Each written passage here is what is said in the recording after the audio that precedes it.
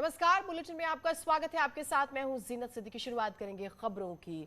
CM Yogi Adityanath आज अयोध्या का दौरा करेंगे, जहां दीपोत्सव की तैयारियों की समीक्षा करेंगे, क्योंकि इस बार योगी सरकार अयोध्या के दीपोत्सव को और खास बनाने की तैयारी कर रही है। इस मौके पर मुख्यमंत्री योगी आदित्यनाथ रामलला के दर्शन भी करेंगे। तो दीपोत्सव आप जानते हैं, हमेशा सरकार भव्य तरीके से आयोजन करती है और इस बार भी तैयारी है। 9 लाख दिए जो है वो जलाए जाएंगे। मुख्यमंत्री हमेशा जो है तैयारियों का जायजा लेते हैं, कोई कमी ना रह जाए, इस बात का भी ख्याल रखा जाता है और यही नजर आ रहा है। आज अयोध्या जाएंगे मुख्यमंत्री, बड़ी खबर। और दीपोत्सव की क्या तैयारियां हैं, इसकी समीक्षा वो करेंगे। रामायण कॉन्क्लेव के समापन में भी शामिल होंगे मुख्यमंत्री। कार्यक्रम में लोगों को संबोधित भी करेंगे। तो ये उनका जो आज का कार्यक्रम है वो हम आपको बता रहे हैं। आपने पहले भी दीपोत्सव देखे हैं, अब क्योंकि ये चुनावी साल भी है, इस लिहाज से भी सरकार की कोशिश होगी किसी तरह की कोई कमी ना रह जाए दीपोत्सव।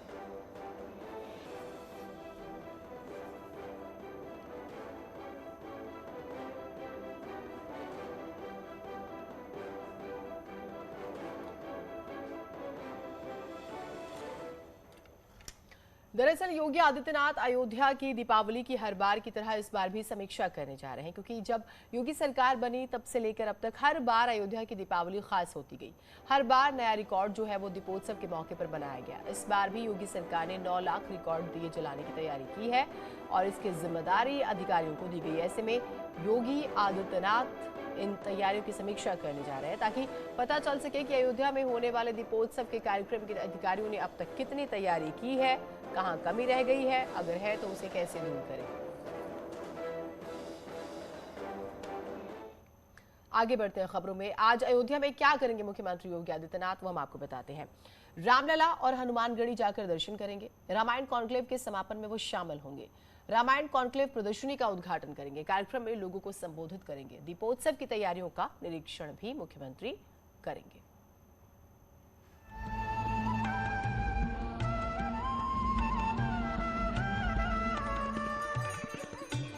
बेहद खास होगी अयोध्या की दिवाली।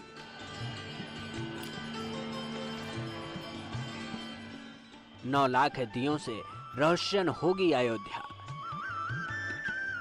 जगमग दिवाली को देखेगी दुनिया। जी हां, रघुनंदन की नगरी अयोध्या की दीपावली अब की बार बेहद खास होने वाली है। राम की नगरी में जगमग दिवाली की धूम को दुनिया देखेगी। योगी सरकार इस दिवाली को भव्य बनाने के लिए प्रशासन की मदद से तैयारियां पूरी कर रही है। अयोध्या की जगमग दिवाली को रोशन करने के लिए अधिकारी लगातार निरीक्षण कर रहे हैं। दीपोत्सव के लिए जो हमारा 3 तारीख का जो मुख्य आयोजन है, उसके लिए हम लोग जो ने टाइमलाइन निर्धारित किया है, 31 तक हमारी लगभग तैयारी पूरी हो चुकी होगी और अभी प्रगति हमारी अच्छी है और हम लोगों ने दीपों का इंतज़ाम भी कर लिया है, सब व्यवस्था हो चुकी है। 9 लाख का हम लोगों ने टारगेट रखा है रिकॉर्ड के लिए और हम लोगों ने एक्स्ट्रा भी व्यवस्था कर रखी है कि हमारे पास एक्स्ट्रा भी कैपेसिटी है, तो वो कैपेसिटी भी निर्मित हो चुकी है। घाट की सफाई भी चल रही है और पानी की व्यवस्था भी है और पंप जो हमारे कैनाल हैं वो भी बेहतर तरीके से चल रहे हैं। तो हमारी तैयारी बेहतर है और हम अच्छा करने का प्रयास करेंगे। अयोध्या की तैयारियों का जायजा लेने के लिए मुख्यमंत्री योगी आज रामलला की नगरी में आ रहे हैं। अब की बार की दिवाली में एक बार फिर से दियों का रिकॉर्ड बनेगा। पिछले साल के मुकाबले इस साल 9 लाख से ज्यादा दियों का रिकॉर्ड बनेगा। और हम लोग चाहेंगे कि हमेशा आयोजन को भव्यता प्रदान की जाए, बेहतर बनाया जाए, व्यवस्थाओं को बेहतर बनाया जाए, इसके लिए प्रयास चल रहा है और रिकॉर्ड नित्य नए रिकॉर्ड बने, हम लोग की यही अपेक्षा रहेगी। सबसे खास बात यह है कि इस दिवाली में इको फ्रेंडली दियों से रघुनंदन की नगरी रोशन होगी। योगी सरकार में 5वीं दीपोत्सव की धूम है। हर छोटे बड़े कार्यक्रमों को बेहतर बनाने की कोशिश हो रही है। इसी क्रम में राम दरबार की फाइबर से बनी मूर्तियों की झांकी दीपोत्सव के मुख्य आकर्षण का केंद्र होंगी, जो बहुत ही खूबसूरत ढंग से सजाई गई हैं। पर्यटन विभाग के द्वारा इस झांकी का आयोजन किया जा रहा है। 5वां दीपोत्सव बेहद ही खास होने जा रहा है और शायद यही वजह है कि इस बार का जो कार्यक्रम है उसको बहुत ही खूबसूरत ढंग से, बहुत ही अच्छी तैयारियों के साथ किया जा रहा है। ये जो आप देख रहे हैं अपने टीवी स्क्रीन पर, ये राम दरबार है। ये वो स्थल रहेगा जहाँ पर लोग अपने आराध्य के साथ सेल्फी खींच सकेंगे। सेल्फी पॉइंट के रूप में बनेगा। यहाँ सेल्फी पॉइंट भी होगा जहाँ पर पर्यटक, श्रद्धालु, संत, महंत सभी भगवान के दरबार में सेल्फी ले सकेंगे। ये दीपोत्सव में एक योगी आदित्यनाथ सरकार पटेल की जयंती के मौके पर लखनऊ में 2 कार्यक्रमों में हिस्सा लेने वाली है, यानी कि मुख्यमंत्री। पहले तो मुख्यमंत्री योगी आदित्यनाथ 75 बाइकों के एक समूह को हरी झंडी दिखाएंगे, जो राष्ट्रीय एकता दिवस के अवसर पर मार्च निकालने जा रहा है, जबकि दूसरा कार्यक्रम एक मार्च पास्ट का है, जिसमें योगी आदित्यनाथ शामिल होंगे।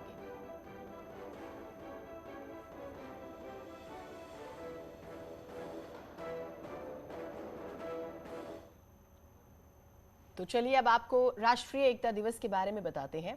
31 अक्टूबर को सरदार पटेल की जयंती होती है, जो देश के पहले उप प्रधानमंत्री और गृह मंत्री रहे हैं। आज उनकी 145वीं जयंती है और सरदार पटेल को देश में 560 रियासतों को एक साथ जोड़ने के लिए याद किया जाता है। कहा जाता है कि आजादी के बाद देश को एक सूत्र में बांधने में सरदार पटेल की भूमिका सबसे बड़ी रही है। इसी वजह से भारत सरकार राष्ट्रीय एकता दिवस के रूप में सरदार पटेल की जो जयंती है उसे आज के दिन याद करती है, मनाती है। इस मौके पर कई तरह के कार्यक्रम होते हैं, राज्य सरकारें और केंद्र सरकारें करती हैं। वैसे इसकी शुरुआत 31 अक्टूबर 2014 से हुई, जो अब हर साल आयोजित किया जाता है।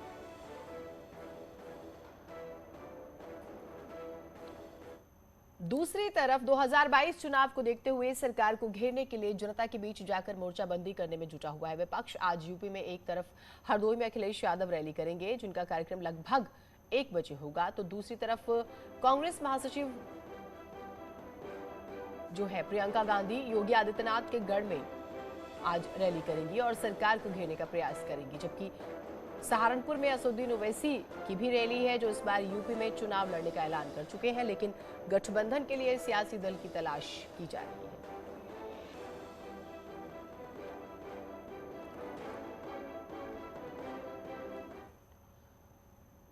तो कुल मिलाकर चुनावी माहौल बन चुका है, रैलियां ताबड़तोड़ हो रही है। वैसे कांग्रेस लगातार यूपी की सियासत में खोई हुई जमीन को फिर से पाने में कोशिश कर रही है, मशक्कत कर रही है।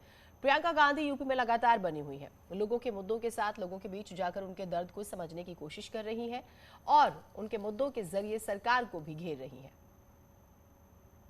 महासचिव प्रियंका गांधी कल 31 अक्टूबर को गोरखपुर के चंपादेवी पार्क में कांग्रेस प्रतिज्ञा रैली करेंगी।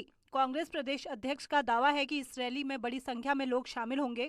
कांग्रेस के प्रदेश अध्यक्ष अजय लल्लू ने बीजेपी पर निशाना साधा। हम तो पूरे प्रदेश में हैं, लड़ रहे हैं, संघर्ष कर रहे हैं। किसानों की बात, नौजवानों की बात, गरीबों की बात, महिलाओं की बात, सुरक्षा की बात, सभी वर्ग के लोगों की बात तो कांग्रेस पार्टी कर रही है और बदलाव की आती है, जिसका नाम प्रियंका गांधी है। लेकिन अखिलेश जी तो कह रहे हैं कि पूरी जनता उनके साथ है। ये तो तय करेगा, समय तय करेगा, 2022 का चुनाव तय करेगा जनता किसके साथ है। थोड़ा और इंतजार कर लीजिए। और यहाँ योगी जी कह रहे हैं कि उनके काम से बिल्कुल सब खुश हैं। आप तो रोज जाते हैं लोगों के बीच में, महंगाई का क्या हाल है, बेरोजगारी का क्या हाल है, कानून व्यवस्था का क्या हाल है। हर तीसरे दिन तो आते हैं, रोज हत्या, लूट, डकैती इस गोरखपुर की पहचान बनी हुई है। तो सबके अपने अपने दावे हैं। विधानसभा चुनावों को देखते हुए यूपी की सियासी दल लगातार लोगों के बीच चर्चा में बने रहने के लिए कार्यक्रम कर रहे हैं। आज आरएलडी की बात करेंगे। यूपी की जनता के बीच अपना घोषणा पत्र लाने जा रही है। आरएलडी इस बार अगर यूपी सरकार बनी तो उनकी पार्टी जनता के लिए क्या करने वाली है, बताएगी। इन्हीं मुद्दों के साथ आज जयंत चौधरी की अध्यक्षता में लखनऊ में एक प्रेस कॉन्फ्रेंस भी होनी है।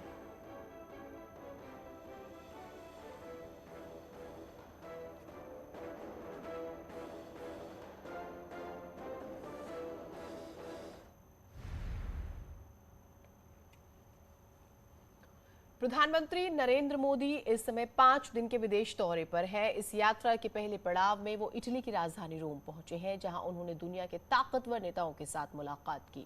दूसरी तरफ वेटिकन सिटी में पोप फ्रांसिस से उन्होंने मुलाकात की, पॉप से, और इस मुलाकात पर हर किसी की नजर थी। जब दुनिया ने देखा कि एक लोकतांत्रिक देश के प्रधानमंत्री ने कैथोलिक ईसाई धर्मगुरुओं के सबसे बड़े धर्मगुरु पोप फ्रांसिस के साथ कम से कम 1 घंटे तक बातचीत की, समय बिताया।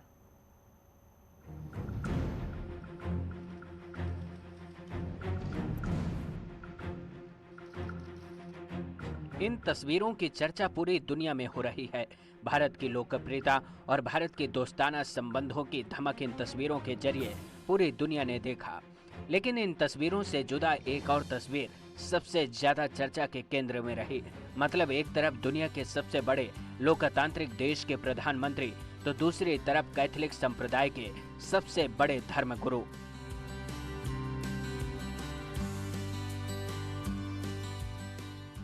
इस मुलाकात की चर्चा आज पूरी दुनिया में हो रही है, क्योंकि सियासत की जमीन के सबसे शक्तिशाली नेताओं में से एक प्रधानमंत्री मोदी, तो दूसरी तरफ आध्यात्म की शक्ति का प्रचार करने वाले संतों में से एक पोप फ्रांसिस।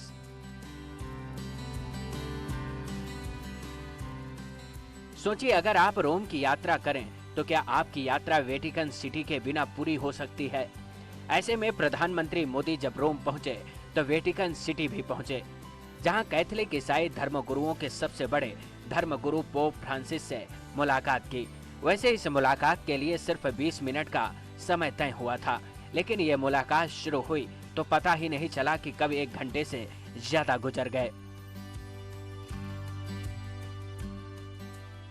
इस मुलाकात के दौरान दोनों शख्सियतों के बीच जलवायु परिवर्तन से लेकर गरीबी से लड़ने तक कई गंभीर मुद्दों पर बातचीत हुई। जलवायु परिवर्तन इस बार G20 सम्मेलन का मुख्य मुद्दा भी है। इस मौके पर प्रधानमंत्री मोदी ने उपहार के रूप में भारत में बने कैंडल स्टैंड को पोप फ्रांसिस को भेंट किया। इसके साथ ही क्लाइमेट चेंज को लेकर भारत की तैयारियों से जुड़ी एक बुक भी पोप को गिफ्ट की गई। This is your most favorite subject, climate. What type of initiative I have taken in my country? I have given a detailed account. बदले में वेटिकन यात्रा को यादगार बनाने के लिए पोप ने भी प्रधानमंत्री मोदी को एक खास तोहफा दिया। Si dice l'abbondanza, il grano, l'uva, tutto. E si dice il deserto, traduci tu, il deserto diventerà un giardino.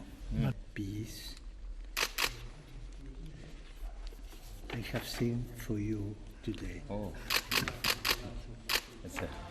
इस मौके पर मौजूद भारत के अधिकारियों को भी पोप फ्रांसिस ने खास गिफ्ट दिए। इसके बाद प्रधानमंत्री मोदी को गले लगाकर भेंट की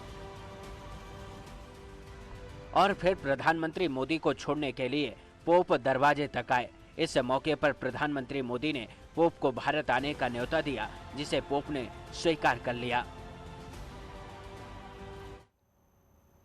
ब्रेक के बाद स्वागत है आप सभी का। इसी बीच एक बड़ी खबर जौनपुर से आ रही है। जौनपुर में पटाखा विस्फोट का एक्सक्लूसिव वीडियो सामने आ गया है। मडियाहू थाना क्षेत्र के भंडरिया टोला कस्बे में मकान के अंदर ये फैक्ट्री चल रही थी। विस्फोट होने से महिला, बच्चे समेत आधा दर्जन लोग जख्मी हो गए हैं, जिसमें से 5 की हालत गंभीर बताई जा रही है। सूचना मिलते ही आनन फानन में मौके पर एसडीएम, सीओ, पुलिस प्रशासन राहत बचाव कार्य में जुट गए। विस्फोट से कई मकानों की जो छत है वो क्षतिग्रस्त हो चुकी है। तस्वीरें देखकर आप इस विस्फोट की भयानकता का अंदाजा लगा सकते हैं।